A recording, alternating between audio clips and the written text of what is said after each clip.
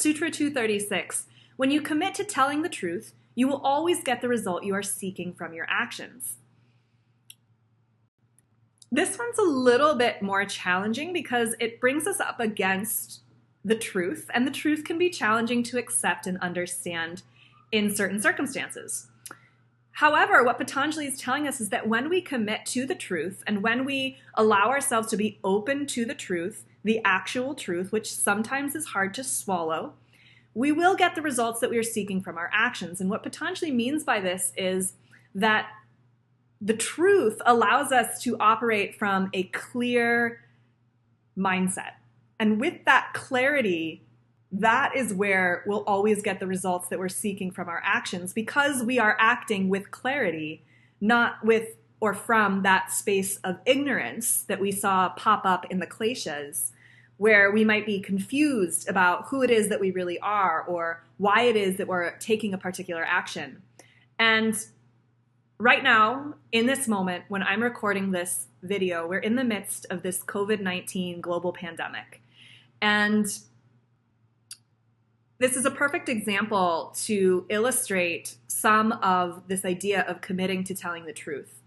Because people who are really looking at this data that is coming out about this COVID-19 pandemic and trying to make recommendations or take actions for their personal lives or for their businesses that's based on the data that we have, which is the best picture of the truth that we can gather in this moment.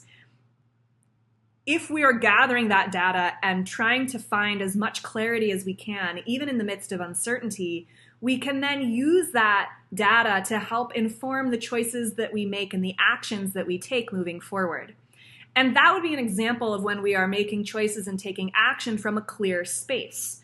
If we're not looking at that data and we're listening to what other people around us are saying, but those people don't necessarily have access to the truth, the data, then we might be operating from more of that place of what Patanjali might say ignorance or unawareness. And we're acting and making choices from a confused or a cloudy, doubtful, uncertain mindset.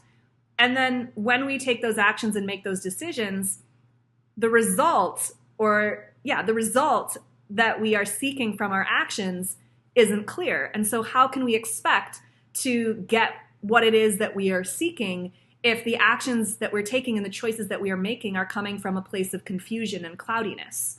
So this is why the truth is so important, even though sometimes it's really challenging to admit the truth or acknowledge the truth.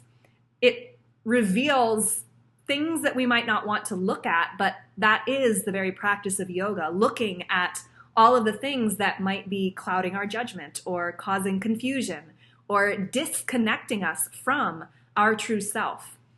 As yogis, we want to be in relationship with others in a way that will connect us rather than disconnect us. So that's where committing to the truth really becomes a practice, that we will make choices and take action from this space of clarity, from this space of truth, so that we know that the actions that we take will get us the results that we're seeking. Sometimes we're not even really sure what it is that we're seeking. And in those moments, we can't have any expectation for results.